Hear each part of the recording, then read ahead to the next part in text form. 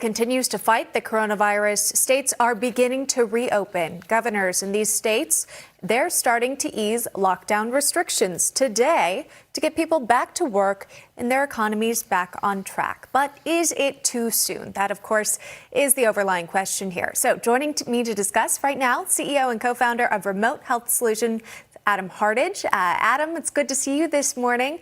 Now, you yourself own a small business that provides telemedicine devices and remote medical services. So clearly a time for you to really be using your business right now and connecting with patients virtually. But the topic here is, of course, those small businesses beginning to reopen across the country. Is now the right time to do so? You know, it's a complicated question. I'm glad that people are thinking about it, and I've been saying since January, you know, it's not the fire in the theater that's going to kill everybody. It's the stampede for the exit, and what we did is a global stampede for the exit by shutting everything down. Whether or not that was completely necessary, history will indicate. But I will say that I think it's up to state and local governments in conjunction with individual business owners to assess their own level of risk and open when they feel that it's appropriate.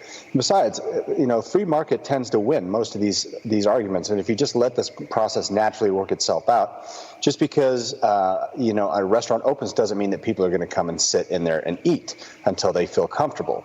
So I don't think we need federal government or a heavy-handed local or state government like we're seeing out of Michigan and some other places. I just don't think that that's necessary. And people ultimately are going to do what's in their best interest. Right. They'll decide whether or not they do want to venture out into these businesses if they are open. In the meantime, Vice President Pence said that coronavirus might largely be behind us by Memorial Day. That at least is some date we could look forward to. What are your thoughts on that, and how close are we, do you think, to actually getting there?